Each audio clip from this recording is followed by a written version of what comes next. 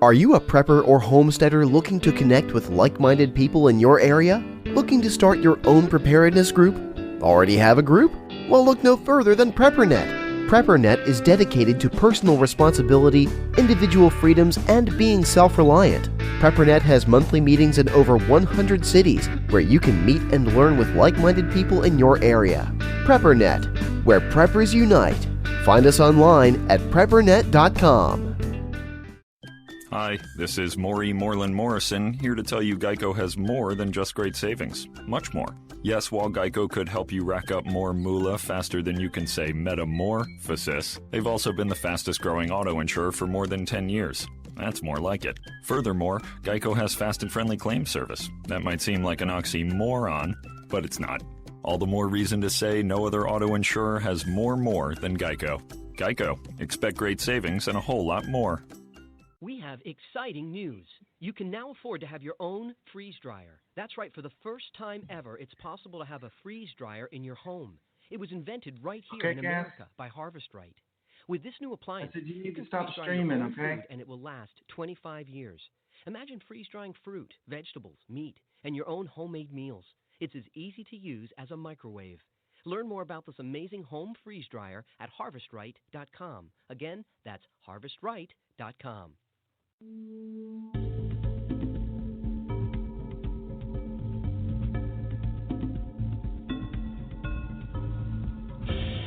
You've just joined the Prepper Broadcasting Network, where we promote self-reliance and independence. The views and opinions expressed are strictly those of the host or their guests. Visit us in the interactive chat room at prepperbroadcasting.com.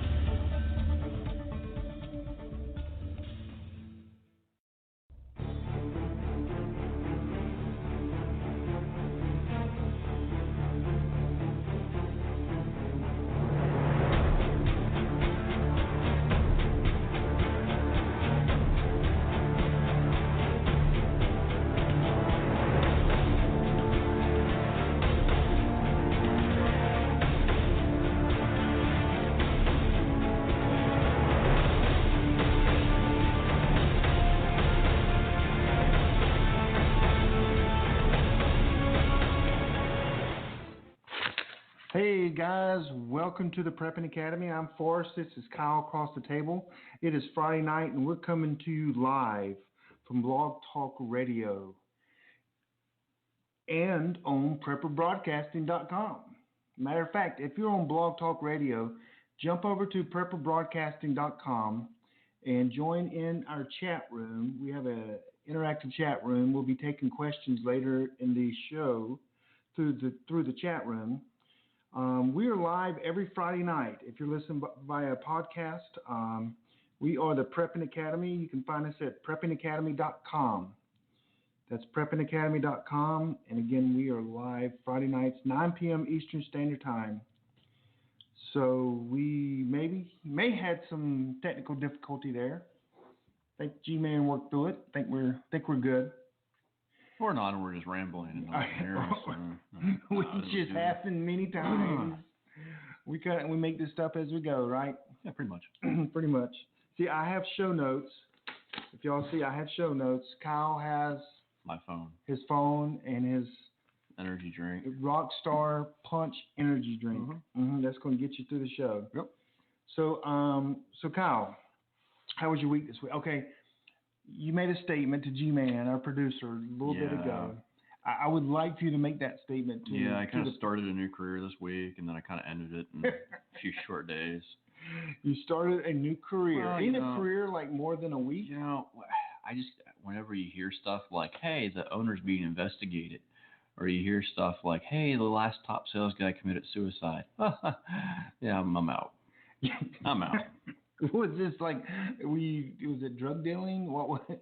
Yeah, no. It wasn't dealing drugs on the corner? No, that's usually not suicide. That's usually like getting shot or picked up by cops or something. Okay. Yeah. No. So you started a new career. Yeah. And 5 days later you ended it. Yeah, and just sometimes you gotta do that. You know, I did that once before where I tried to start something new, and I worked there for 2 months. And I was like, no, it'll get better. It'll get better. I was just lying to myself. So I figured I'm about to do the same mistake. So let me just go ahead and just cut the head off the snake right now. So is it the job thing? That, I mean, just working, is that the problem? Yeah, no, I have no problem working. Okay. I'm amazing. I am amazing. I could do your job and do it like younger and faster and better looking. Okay. I'm sure. Yeah. Oh, Kyle is full of himself tonight. Yeah. So you started a career and ended it. Oh, Yeah. so I did read that Charlotte is getting the Chippendales in town. So I have to lose about 3 pounds, and I'll be good to go. And just follow that by a 0, and you'll be good. Have you seen the Chris Farley and Chris Farley was like the best comedian. Yeah, but who was the other guy? The guy from Dirty Dancing, Patrick Swayze. Oh yeah. Did a skit. Yeah, that is hilarious. That was hilarious. So those are the good old days, man. Good old days, back when comedy was funny. Yeah. So so let's get into a segment we like to call Kyle's Conspiracy Theory of the Week. Kyle and Alex Jones and his team of experts, they come up with some of the craziest. I don't even know your conspiracy theory this week. I don't think you even told me. No, that's part of it. But I mean, Kyle believes there's truth to every conspiracy theory. I don't believe there's a little bit of truth to every conspiracy theory. We've talked about that before. But I don't believe in every conspiracy theory. I mean, what did I do last week? I told you about one that was totally false that a lot of people believe in. Oh yeah, that's always good when you're supposed to tell what you believe in, and yet you tell us when it's false. That was a cop out. See, you're holding back because in private you tell me about some of these conspiracy theories, but yet you won't talk about them on the air because you don't want the whole world to think, oh, behold, 6 people listening. 6, yeah. I don't know how many are listening. You just don't want people to know you're crazy. That's the problem. Yeah, that's it. That's the real problem. Okay. Anyway, so So what's your conspiracy theory of this week? Have you ever heard of MK Ultra? MK Martin Luther King? No, yeah, that was MK Martin. I don't know what. I have no idea. What is it? MK Ultra for years was denied, and people still implicate things like the shooting with Sirhan Sirhan to MK Ultra. There's a lot of people who came in and out of Hollywood who said that they participated in those programs.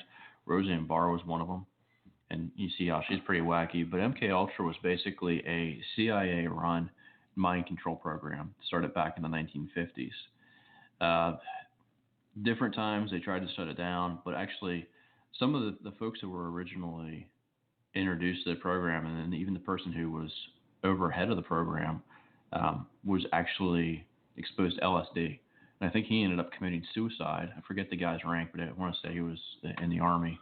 But they used anything from LSD, hypnosis, sensory deprivation, isolation, verbal and sexual abuse, and psychological torture to basically get people to do what they wanted. But it was kind of like one of these things where even, what was that shooting that happened not too long ago? The kid in Colorado at the movie theater. Okay. Mm-hmm. Some people said that he was exposed to some sort of branch of MK Ultra, because even though the program was supposedly shut down, I think back in like the 70s, there was different variants that still had supposedly been in play.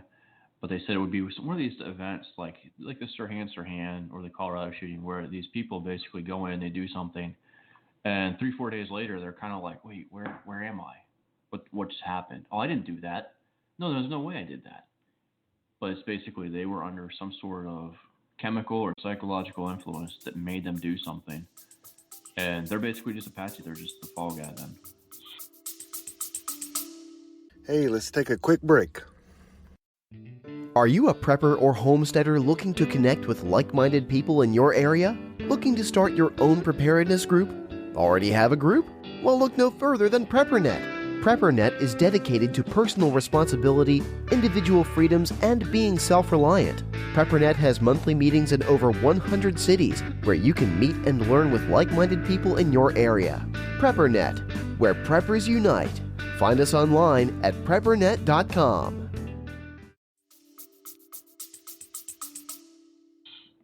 So you're saying that the government has a method or a way they can go in and make people do things not knowing, and again, maybe I won't say against their will, because if they're not knowing, they're doing it. And you're saying that our government has that kind of power? Yeah. I mean, do you believe in this conspiracy theory? Well, let me or are you give just sharing one? Well, here, 1977, the FOIA, the Freedom of Information Act, request uncovered 20,000 documents relating to MKUltra, which led to Senate hearings. And in July 2001, some surviving information regarding MKUltra was actually declassified. But they have a list of experiments, here we have 1975, Church Committee of U.S. Congress and Gerald Ford Commission investigate the CIA for activities. CIA Director Richard Helms ordered MKUltra files destroyed in 1973. There was ongoing issues with it, and they try to cover up as much as possible. But it's one of those. Sounds like a Jason Bourne. It is kind of like that. That's kind of what they did. They wanted to do something that, obviously coming out of World War II, and from what I understood about the early program was we wanted to have a one-up on the Russians in the Cold War, and we basically wanted to develop super soldiers or sleeper cells, stuff like that, like the perfect spy, the perfect assassin, and that's where it kind of started, took its roots. Okay. And I think about the technology back then versus the technology today and what we don't know about. Right. I mean, I read something the other day. It was off Drudge, too, so you got to know it's true. About, was it Google wanting to implant something in your brain and they can read your mind with it? Oh, yeah. I didn't read the article because that kind of stuff I wasn't interested in reading that, but I would like to know if that is something that has been, is that experimental, or is that something they've already? Oh, it's got to be something they've already developed that they're trying to develop, and they want to because try I know that they've been using that for like prosthetic limbs and stuff like that, where they have sensor remotes. I've seen stuff maybe on like MythBusters and different shows like that where they have devices and scientists they talk to that they have something along those lines. Okay, well, I don't think that's such a far-fetched conspiracy theory, because I remember reading about some articles about that. I'm not sure it would be in the mainstream today, though. I'm not sure if they got, because that guy in Colorado was kind of psycho before, and I'm not sure if you have. I don't know. I think reading people. I know we spent a lot of money on ESP. Remember ESP back in the days, and people trying to move objects and stuff. Actually. The worst movie ever. What's that? Where he was trying to make the goat faint.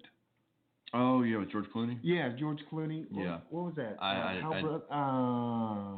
can't remember. Yeah. The name of it, but anyway, I don't think that's too far fetched. I think that there's so much with the mind. I think the government and universities are always trying to understand it and control it for sure. Yeah, to me though, it strikes as pretty sinister. Because I know there's stuff out there now, like there's different drugs that I've heard. I think one's called, is it Devil's Breath? Where I heard about this on the radio one time driving to work, and sure enough, researching it's legit, but it's a plant in South America that all these cartels, they'll make it as a powder, and basically I could walk up, throw it in your face, and for the next 24 to 72 hours, you're a zombie. I could do anything I want to. I could make you drive to the bank and take I need all. Some of that. Is that against the law? Yeah, just a little bit. Oh, okay. Just a little bit. Because that could go well in every bug out bag. Yeah. Just there we go. You will let me pass. Yeah, no. Little Jedi mind trick.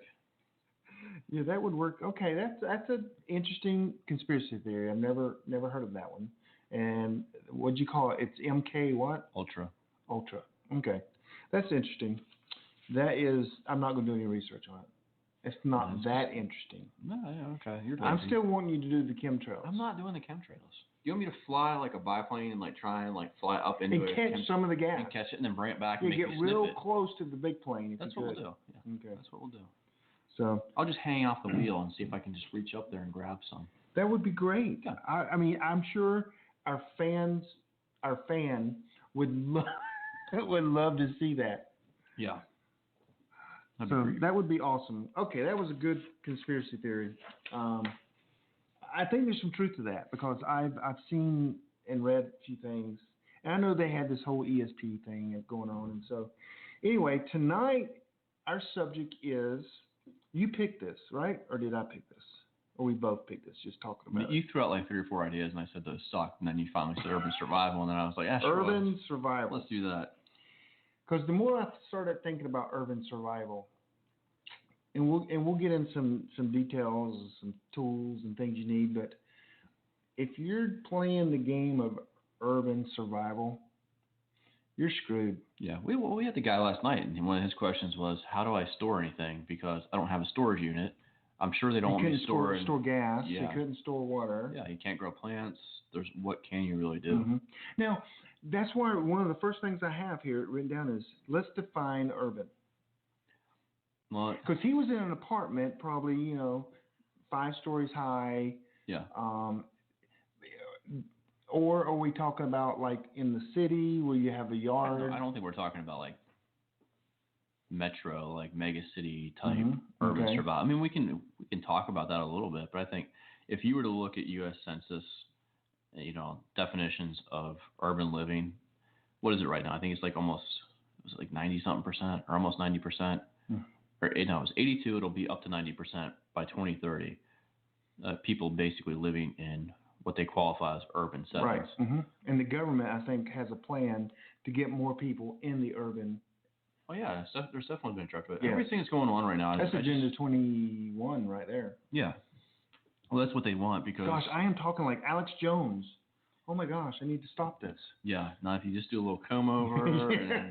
Because that's Agenda 21. The globalist elite. Yeah. If you start doing that, people are gonna hear a slap over the radio.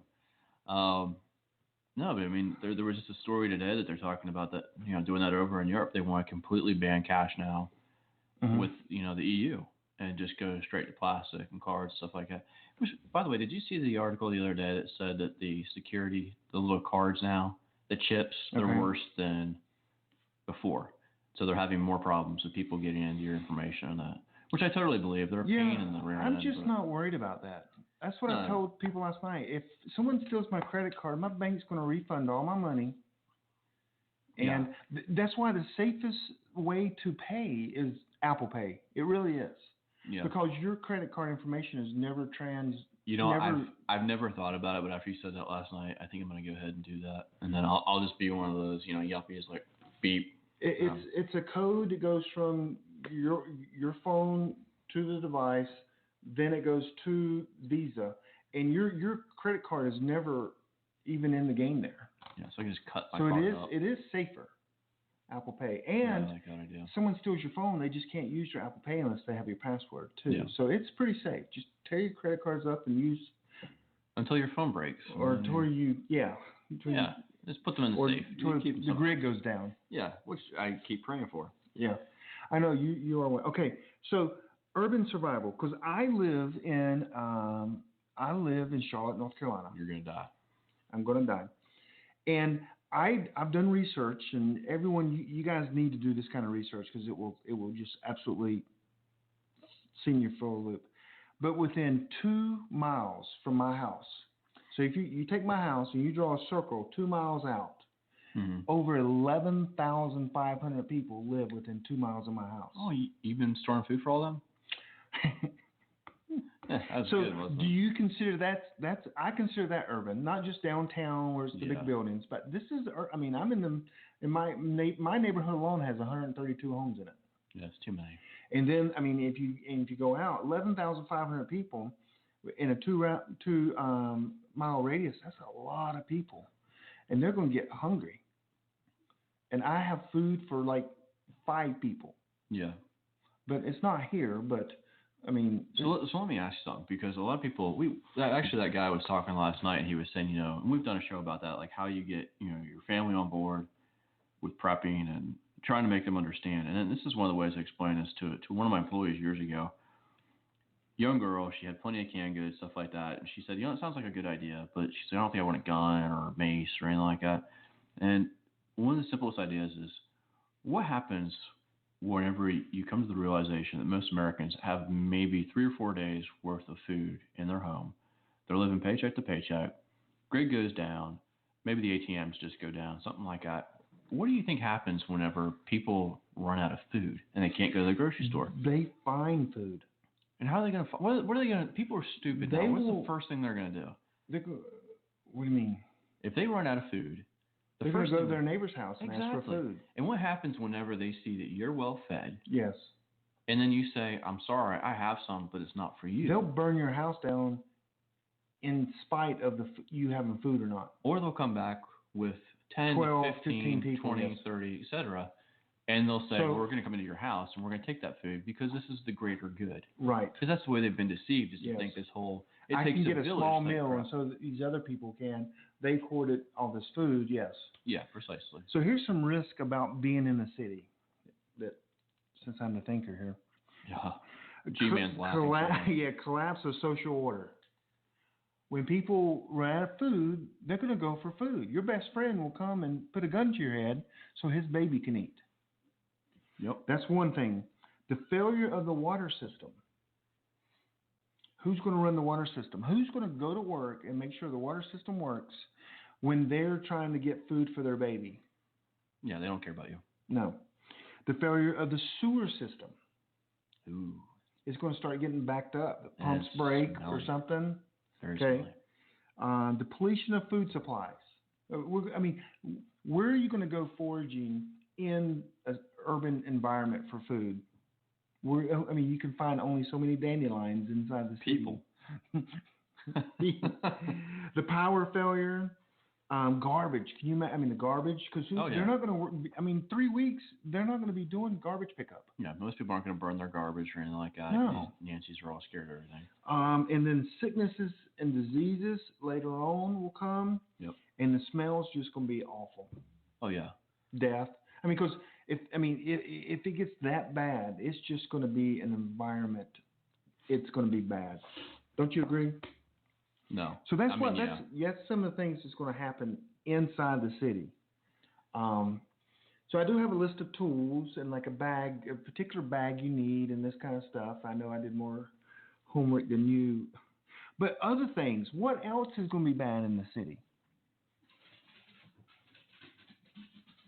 That would be my dog running through the house for no reason. Yeah. So, you know what? He actually cued a good point, though. Random packs of dogs. They're actually going to be out because it doesn't take a dog long to basically pack up with other dogs. And they're hungry. They're going to start running after animals. Yeah. They're going to start looking at you like a steak. Next thing you know, that's how you go out, by Jake. Okay. Well, let's talk about some of the things that will happen in an urban environment if all this happens. Okay. One is martial law will probably take place. If there is a military of sort, if it's not martial law, it's gangs starting controlling blocks, cities, and neighborhoods. Yeah. And then it could be FEMA camps coming in too. In New Orleans, if you were there in that little disaster, you were made to go. They didn't have a choice. They had to go to the dome. Do you remember some of the videos where it actually showed people trying to get out of the city on like overpasses and that, and the army being like, "Yes, you go back that way." Yep. No, I'm good. No, you go back. They would not let them out into safety. And last night, I talked last night about they had like 6 to 8 days of notice that was coming. It was a hurricane coming. They didn't know the dikes or whatever they were going to break. Yeah. But they knew there was a hurricane coming. So martial law. And I put no place to hide. And people go, what? There's a ton of places to hide. The problem with that is if you're downtown in a building, if you're in a home, there are going to be gangs going house to house looking for food in every corner of your house. Where are you going to hide? I think my problem whenever we think about stuff like this is it's basically going to go from a little bit of social unrest to complete civil unrest to some sort of limited martial law, because they can't lock down any major city really that well. So it's just going to be chaos and ensuing. And you bring a great point. You're not going to be able to hide anywhere. But I think the problem is our society as a whole over the past 2-3 decades. We can even go back even further and say into the late 50s has been on a gradual decline. So we're at this point now. Have you ever heard of the movie The Purge? Yes. People look at that Mm-hmm. and think, man, that's a great idea. That's what it'll be like. Yes. You're not going to have a place to hide. People Right. will chase you and beat your skull in just because that's the way our society is. That's the thing. That's what they glorify now. Mm-hmm. People are not wholesome and kind and want to help out one another. Yeah, you might have some folks out in rural America that are like that. You maybe have a few that have moved into a metropolitan area, an urban setting that might be like that. But majority rural, people are going to be awful. I honestly, I would expect if something major does happen, I would expect to see cannibalism very quickly. Oh, yeah. Very quickly. So here's what, and we're talking about all the bad things. We'll talk about survival things, tools, and all that stuff after the break. But another thing's going to happen is there's no food or plants or anything. Once the grocery stores are gone, food is gone, people have this mindset that everyone's going to get on the interstate and everyone's going to follow the interstate out of the city. Yeah. No, it's going to be a massive ring that's going to just grow from within the city out. And people are going to hit it 30 miles. You're done. If you're 30 miles from Charlotte, you're going to have 300-400 people coming in on your property. Yeah. It's going to be a massive ring because they're going to try to stay away from each other. And so they see people over there to the left, see people to the right. They're going to stay in the middle and watch them. And because they want to be the first to the house that they come to, it's going to be a massive ring, just like an explosion in Charlotte. And it's just going to expand. And it's going to expand and keep expanding until, one, they can't make it anymore. Yeah. Two, maybe there's a front of people that defend their territory, but as soon as people hear gunshots and they're hungry, they're going to run to it. Like zombies. Because why? Someone's defending something. Oh, now there's dead people. I mean, let's be real. And so that ring of 50 miles, you're going to get hit. I'm just sorry. In 50 miles from Charlotte, you're going to be run over by 400, 500, 600 people on your property if they make it there. I mean, and it's going to grow until cities will be bumping into each other. And that's why you've got to have a barrier where if people come towards your place, you need something to like. That's why I kind of like the mountains. Yeah. Because the 90% of the people in Charlotte aren't fit enough to walk up the mountains. Yeah, they can't. Or that's that's 120 miles. Asheville is what about 120 miles. Marion's right at 100 miles or so. That's a lot of uphill walking, and that's a lot of days. That's a lot of time without food, a lot of fighting going on within the ranks of the people walking. So you got to be away from population areas. The interesting thing is too is if you kept up with the news, particularly in the past few weeks, the military is training for this. They're training for combat in what they're calling mega cities. Mm-hmm. Obviously, there's not going to be that huge of a population growth or industrial growth in the United States. I mean, I know everyone's on this whole Trump bandwagon right now and the winning thing and all winning. That. Yeah, it's going to get real old real quick. Uh-huh. But we're at that point now where we need to look at the signs and see what our military is training for and say, like, hey, obviously they know something's up. They know the economy's not going to last much longer. They know civil unrest is going to ensue. You have to be prepared for it. And being in a city, like one of the things we talked about too, and you bringing up this point, we talked about force multipliers. And what I tell you, like one of my plans is I want to stock up on Halloween stuff. Just to make it like if someone walks in my door, it's going to look like a scene out of Saw. As legit as possible. It won't be real, but it would be like, okay, well, this house has clearly already been to. I'm going to go ahead and slowly back out. Uh-huh. That is an interesting concept. I won't be around for that. I hope I'm not either, but for insurance reasons, just in case we do get to come back, I'm going to make sure. So if G-Man is ready, I didn't cue him, but if he's ready in the studios, G-Man, we're going to take a quick commercial break, and we'll be right back. Hey, Joe Alton, MD of store.doomandbloom.net here. And I'm nurse practitioner Amy Alton, and we're here to get you medically prepared. A lot can happen in the uncertain future, natural disasters, epidemics, terror events, but we're here with medical kits and supplies that will help make you a medical asset in times of trouble. From first aid kits for the trail to complete family medical survival kits, we've got an entire line to help you deal with injuries and illnesses in any scenario. Compare our kits to others and you'll agree that only our kits are assembled to work best when help is not on the way. So get a quality kit from a doctor and nurse practitioner and not some mass-produced knockoff. Often imitated, never equaled. That's store.doomandbloom.net, store.doomandbloom.net. And hey, get the essential guide for when medical help is not on the way, the Survival Medicine Handbook, 3rd edition. Find it and the all-you-need-to-know Zika Virus Handbook on Amazon.com. Hey, want to get the best deals possible on preparedness items locally and online? Check out the American Preppers Network Buyers Club membership, APN Gold. APN Gold members get exclusive benefits including access to discounts and specials to the best preparedness stores on the web. Save big by getting APN Gold today, online at apngold.com or dial 1234-JOIN-APN. That's 1234-JOIN-APN or apngold.com. Find peace of mind for your family at Forge Survival Supply.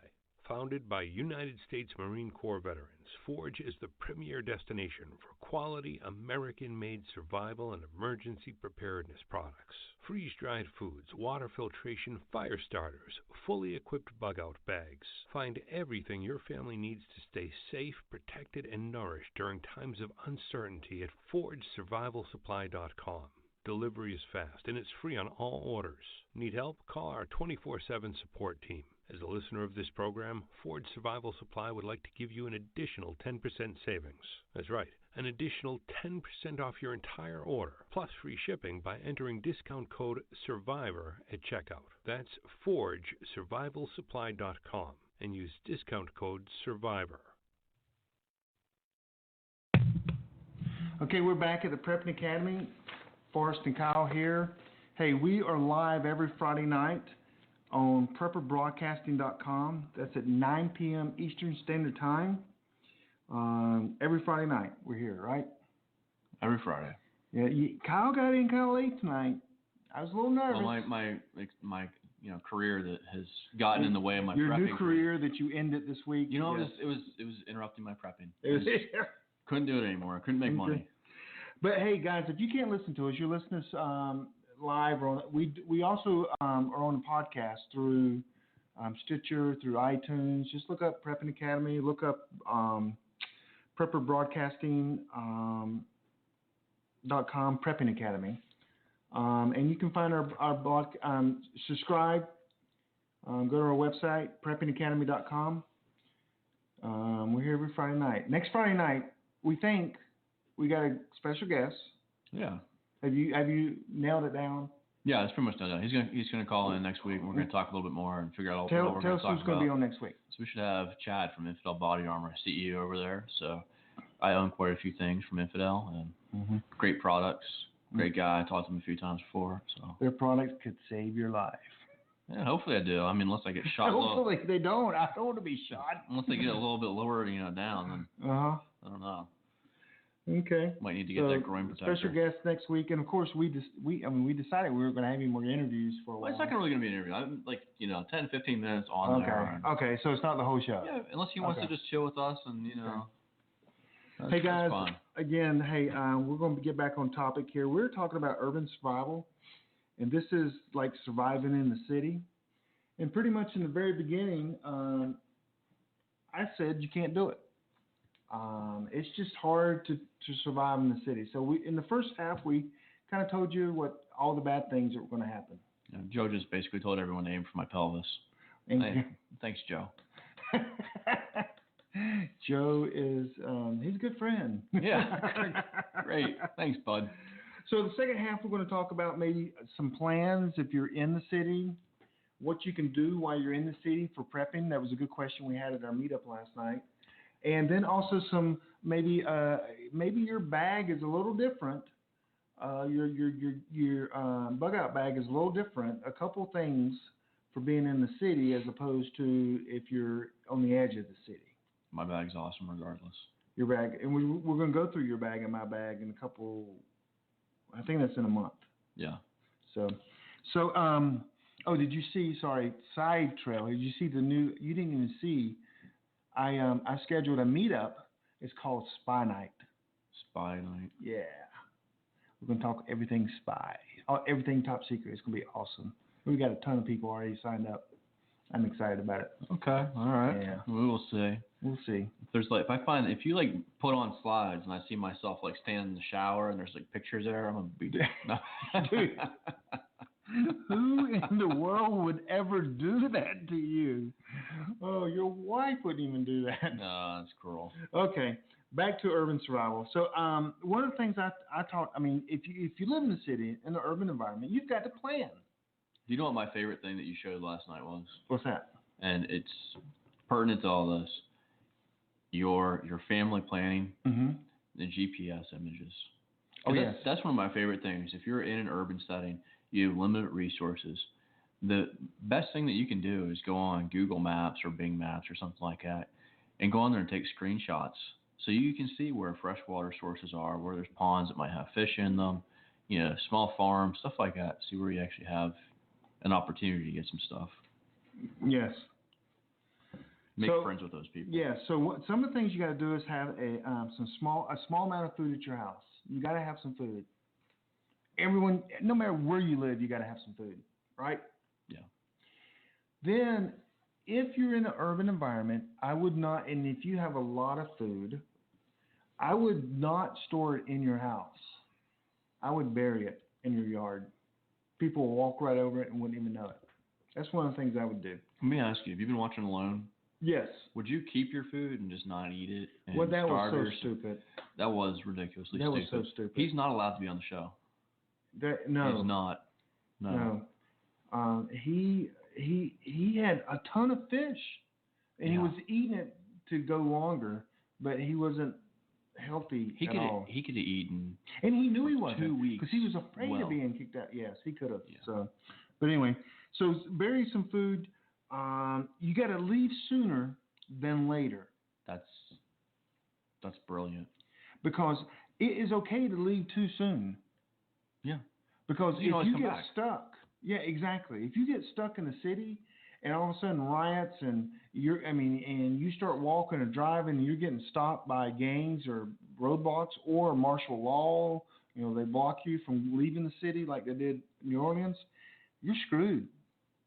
I mean, you are. That's one of the things I've thought about often, and we don't have to brainstorm here too much, but what would you do if you were trying to get out and say all of a sudden a roadblock pops up and it's National Guard and they're saying, hey, you need to turn around, we're not letting anybody through. How would you get through? Well, a lot of people would think, oh, I'll go a different route, which is good thinking, but I bet 10 of them people don't even know a different route because they don't have a map. They have a GPS. Yeah. They don't know they don't know a way to get around that, and that's why printed maps are good, aerial maps are good, and you can get that installed on your phone, and still be off the internet and off the Wi-Fi and so. But yes, so you got to know alternative routes where the military dirt roads. I could get on the 485 without. I mean, there's some difficult. I'm inside the 485, and it would be difficult for me to get out because there's only certain roads that get you out. I was thinking more along the lines of like commandeering an MRAP and just driving straight through it. Yeah, you all. Just yeah. No, you probably want a suitcase nuke too, don't you? I'm not supposed to say that on there. Oh. Yeah, I'm not supposed to tell people? No, I don't. You're just psycho. Promise. Okay, and so another thing you need to have is cash. I'm talking like $1,000 in small bills.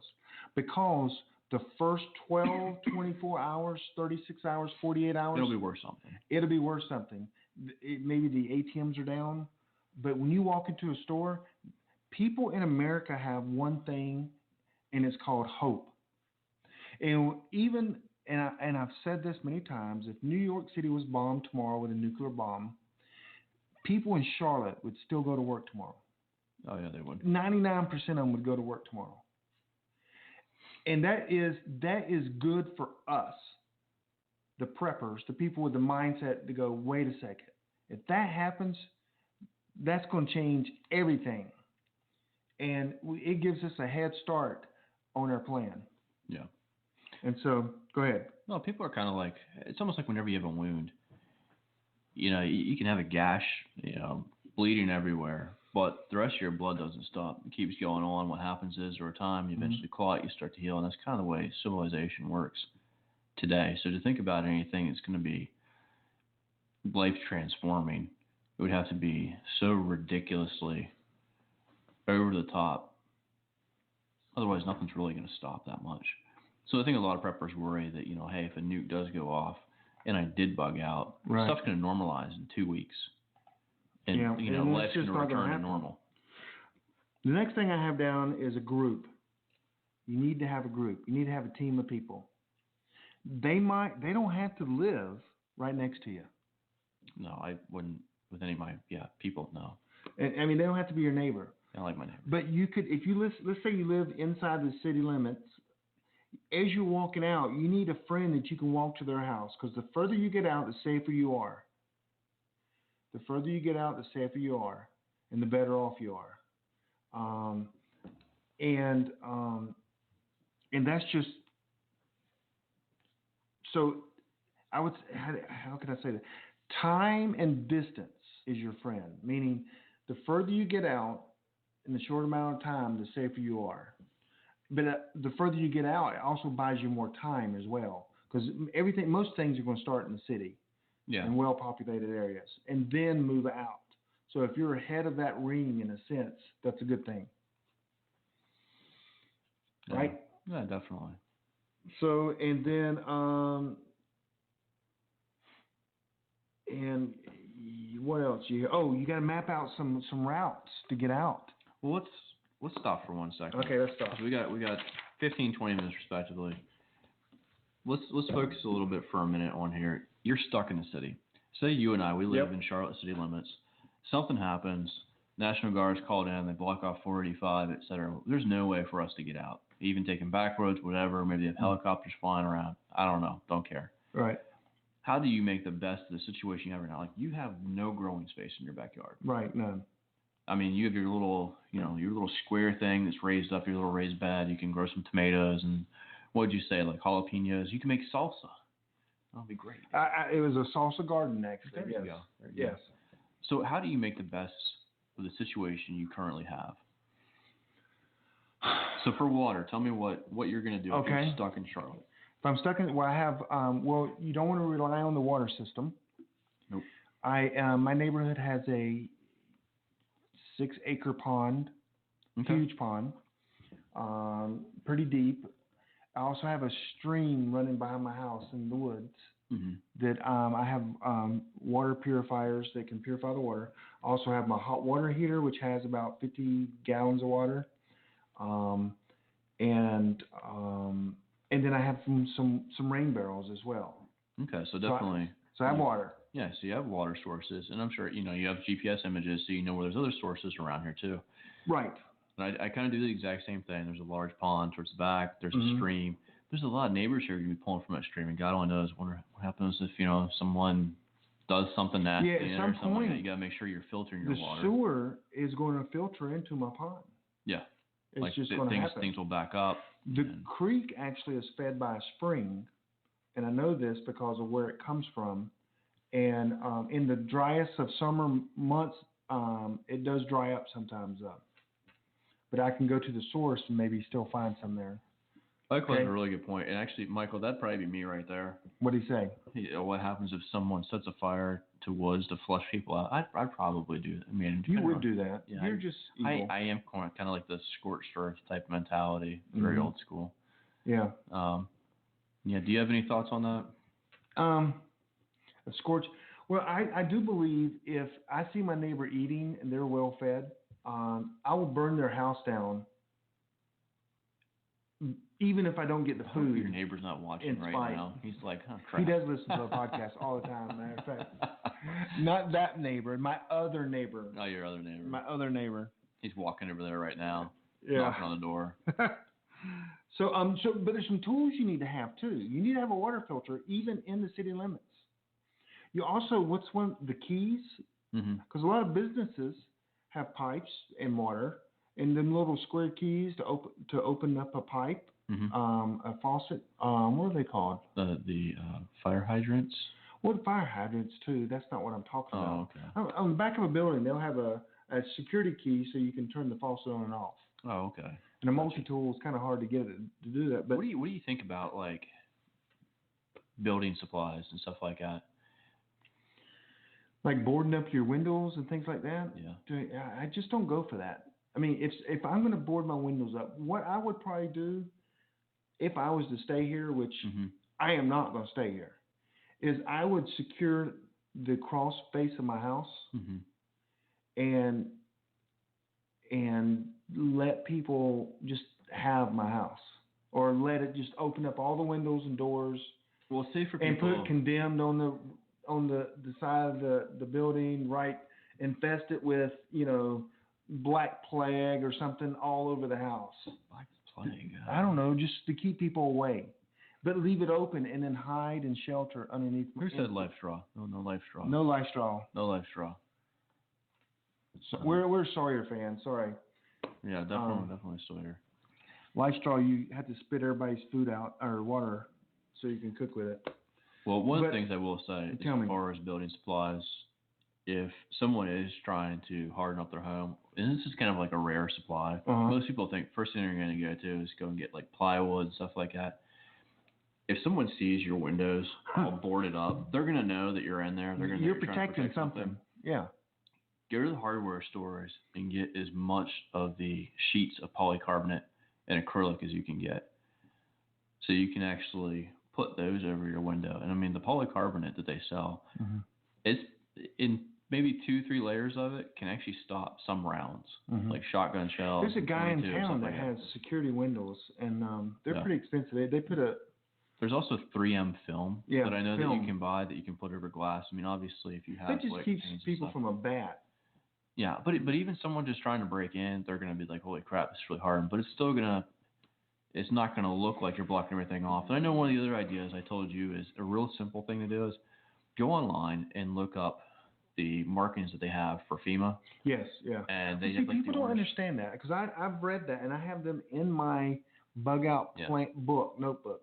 Yeah. I have the FEMA markings and what they mean. Yeah. But people in general won't know what that means. You can simplify it and put something on there like 3 dead or something like that on there, so that people that do walk by, that they're just laymen, they're going to read that and be like, oh, on the side of your house in black. Yeah, absolutely. And then they're just 4 dead inside. Yeah. I mean, I'm going to go see if that's true. Yeah. I mean, what idiot would do that? Yeah, go look for food. No, you're not going to do it. And so, I mean, then put yellow tape up. I mean, that's kind of stuff that you would do. I would do. And then stay in the crawl space of my house, possibly. You're going to be like one of those Vietnamese that comes out 50 years later and like, everything's fine, it's okay. No, I'm going to be out of town. Yeah, well, both of us will be out of town. We will. I mean, if I hear a shot in my neighborhood, I'm gone. We're packing. we're loading the trailer. It's good to know. I'm going to do a little practice drill on you, bring some fireworks over one night. Okay, some tools that you need. You need a multi-tool. See, a multi-tool, everyone says, I got a multi-tool in my bug-out bag. Okay, if you're in the woods, a multi-tool is almost useless. I know it's not, but it's inside the city, it's definitely more useful. Also, learning how to pick a lock, because there are businesses that lock their doors, and they have a back door, bump keys, and there is a you don't want to just take a shotgun like you would do and blow the door off, because you might want to shut it for security and hide in there. No. So if you can get through a door and hide, search what's in there, and get out. This is in a grid down. Yeah. Here is something. I'm going to make a statement, and it's going to be a big statement. Coming out of the club. In an urban environment, guns are almost useless. It's funny you say that. I do tend to agree with that to a certain extent, because I know Fairfowl, whenever he was blogging more consistently, he actually says most of the guns on there, people didn't carry them, or they carried a pistol, like a really small pistol, and most times you didn't use them. Because when you shoot a gun, there's going to be 12 other people. That gun's going to be taken from you pretty quickly. Yeah. And you can't shoot off a gang of 26 people. Yeah. So I started thinking. I think the mace. Now just hear me out. Mace, the police mace that I have, that's a gel. That I can literally squirt. Hand grenade. I could squirt probably 25 people pretty good with the mace.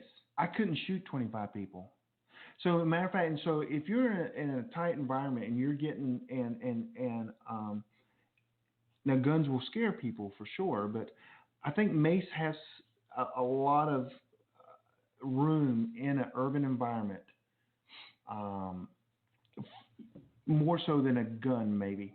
You know, I remember a while ago, and I don't know if they still make it. Mm-hmm. They actually make mace grenades that civilians can buy. Dude, if it has grenades in it, you like it, don't you? Yeah. Okay. What is it? Explode and just takes the chemical and blows it everywhere? Yeah. So you could just like, if a crowd was trying to stop you or stand outside your front door and be like, hey, food, Mm-hmm. throw that out there. Okay. Get them to disperse. That is very interesting. You said that. I mean, it's better than the beanbag shotgun rounds, Right. Another thing I have is comms. You and the comms. Dude, intelligence is key. That's the most important thing in survival. Once you have your stuff, you need to know what intelligence. It might not be just comms, where people are going, what they're doing, and what they're planning to do. I told people last night in our group that we had like 51 people in our meeting last night. And I made a statement that if I had all 51 of you people, in the room, and we had communications, and everyone had their supplies, I could rule the city of Charlotte. Because communication is a force multiplier, which we talked about last week. And literally, whoever has a communication network that sets up shop after the government falls is going to take over that area. So now your true feelings on this matter coming out. This is your agenda. I'm not trying to be a king. No, I'm going to be gone. My goal is to be gone. I want everyone to think that I died. I may even bring in a body, a skeleton, and put in here, and put like a name tag, a shirt on the guy, or something. It's pretty morbid. So, just a Carolina blue shirt and some cargo pants and hat. And I would say a light pack. You need to, let's say if you're in the city, you need to have a cache somewhere out of the city limits in a safe zone. Because you need to get from your house to the safe zone as fast as you can. Would you agree with that? Yeah, I would. Now, one of the things I was getting at before is we were talking about food supply. Like I have a little bit more room to grow food. I have a couple of decent-sized little lots I can grow even in city limits and water resources and rain barrels and stuff like that. But for a lot of people that they don't have that sort of opportunity, one of the most important things they can do now is, someone in the chat made a comment about having a seed bank. Seed banks are awesome to have, but pull together and try to make community gardens. A lot of places have community gardens. But you don't need your seed bank in the city. Yeah, no. Put it in your cache outside the city. You don't want to carry all that stuff that you have in your house, your apartment. I have a few. Yeah. But I would say that wherever you're at, try and be creative about it. And do what's best for you, even if it means getting involved with your community and something like that. Like, as long as people know that there's something going on, they're usually willing to help out one another, nowadays. But, doing that little community garden, that's one thing that you can do. Right. I know in my neighborhood, it's something I've been trying to pursue for a while, not for myself, but for others. I even said I put up a seed bank just to get them started. Yeah, that's all good until the crap hits the fan. Yeah, well, you know what? But my hope is that while I'm making my quick escape, the rest of the little sheep are down there scurrying to get their food and quarreling amongst each other. And now, again, one thing I have that I have underlined is being well armed doesn't make you more secure in the city. And we talked about that. Just want to point out really quick. Okay. Michael mentioned about Enola Gay, about the smoke grenades. Those things are awesome. Yeah, you're I big love on those. smoke grenades. I love those. Now you can make your own legally. You can make your own, but those are much more cost effective just to Okay. go ahead and pick up. Now, Okay. You can usually get them on like airsoft places and stuff like that as opposed to them, and they're usually cheaper, but they have a really good output. I've put off a few just to have fun, and they create a lot of smoke. Okay. Yep. So that would be good, but I would bet you would want a lighter bag and get to a cache. Maybe have two caches because one is none and two is one. Yeah. So have two different places. I would stage friends. I have friends that live 5 miles. I have friends that live 10 miles. I mean, you just got to know where they live, know how to walk to their house. You got to have a map. Map is crucial. And I would travel at night more than I would today. Yeah, I think that's pretty good. Night vision goggles are good when you're walking. Thermal's better, but you can't walk with thermal very well. You can also get like a low light flashlight. It has like red light, something like that, and that works pretty well. But yes, I would try to make travel at night. So to end things up a little bit, to just kind of summary, we don't like the idea. I mean, we're in the city. Kyle's in the city. I'm in the city. Yeah. But our first goal is to get out. Yeah. And we will get out quickly. We believe that people are so hopeful in America that any disaster that happens, you have a good 24 to 48 hours to get on the road and get trucking. I wouldn't quite go as far as 48. I'd say you have 24 hours. Okay, 24 hours. Because people are hopeful that the government, things are going to get better. You know, I won't be able to go to work this week or whatever. And, you know, they'll come in with some food trucks.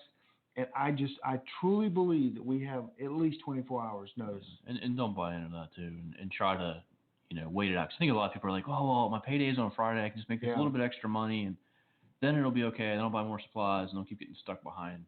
And it's just, you know, there's no point to it. It's like Hurricane Sandy. What did they bring in? Hot chocolate? Yeah. Hot chocolate? Yeah. You want to survive on hot chocolate, go for it. But yeah, it's a logistical nightmare for them to try and do anything. We even have one person, I think, that comes to the meetings that's in FEMA. We do. And that right there shows she has no faith in it. Mm-hmm. They're not going to execute anything properly. No. Yeah, and they understand that. And I mean, I would make it a goal not to be seen by FEMA or any security or officer around. Just disappear. Yeah. I mean, that would be the goal. And again, how fun would it be if you think the crap's going to hit the fan and your family packs up and you drive your car out of the city and you go to a hotel or a friend's house or a cousin's house or to your location and you go, oh, well, okay, things are calming down. It's not as bad as we think. That's okay. Yeah. Do that more than not doing that. Yeah, take a road trip. Have fun. Yeah. Get out. Use your stuff. Mm-hmm. You know, even if you just deceive the kids and make it sound like a nuke just went off and, you know, hide their cell phones and, you know. I would never tell my kids, a nuke just went off, we're bugging out. Yeah. Just you know, turn off all their cell phones. Be like, no one uses anything. It's time to go. And, you know. There's a lot of areas you're just sick in the head. I won't deny it. I won't deny it. I won't deny it. Okay, we're going to wrap up here. Kyle, you going to start a new career next week? No, probably not for another week or so. Another week. We'll see. I think you need to take a couple of weeks off after this. I think I do too. This was just stressful. Stressful period in your life. But, hey, guys, again, we're at preppingacademy.com, preppingacademy.com. We're live on Friday nights. Go visit our website. We have a mailing list. We're going to do another giveaway coming up soon. We're signing up some sponsors right now. Next week, we have the guy from Infidel Body Armor. And you can always find us on prepperbroadcasting.com as well. That's where we're live. We have a chat room there as well, guys. Hey, thanks for joining us. Hey, you might not have got anything out of it, But man, we enjoyed telling you. Yeah, absolutely. So you guys have a good week.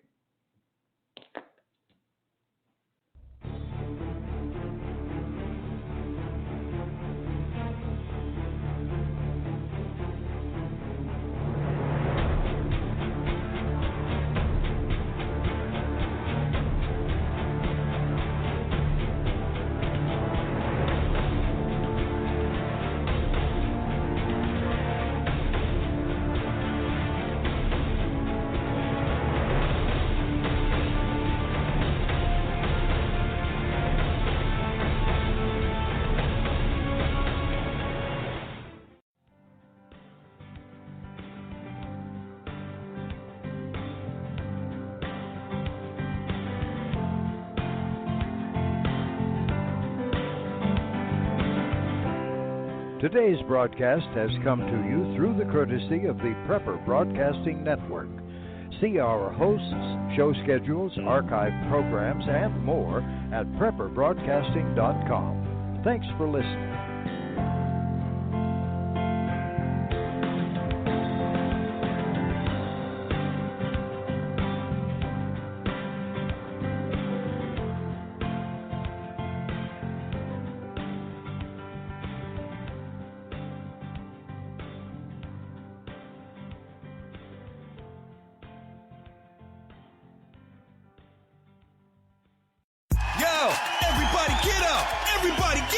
Everybody needs to understand that I'm more than simply a hype man for this rap group. Just like Geico is more than just a company that can save you money.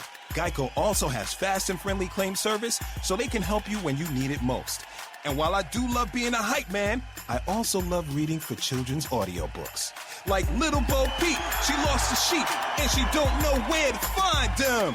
Yo! Geico. Expect great savings and a whole lot more. Has your data been hacked? Do you feel uneasy about the vulnerability of your personal information online? Were you involved in the Target, LinkedIn, or Microsoft data leaks? Don't know? If not, then pay attention. Join Forrest Garvin from PrepperNet for a free webinar on privacy and security. Gain insights into safe internet browsing, VPNs, crafting online aliases, secure emails, detecting if your data has been hacked, and managing passwords. Secure your spot today for this webinar on privacy and security. It's free. This webinar delves into comprehensive strategies for bolstering your online privacy. We've got you covered, from fortifying your passwords to shielding your financial information and mastering state-of-the-art encryption techniques. We're offering 2 convenient dates to suit your schedule. Reserve your spot now at preppernet.com/privacy. Don't let cyber threats erode your peace of mind any longer. Take the first step toward a safer, more secure online experience by joining us for our free webinar. Remember, knowledge is power when it comes to safeguarding your privacy. Sign up now at preppernet.com/privacy. We'll see you there.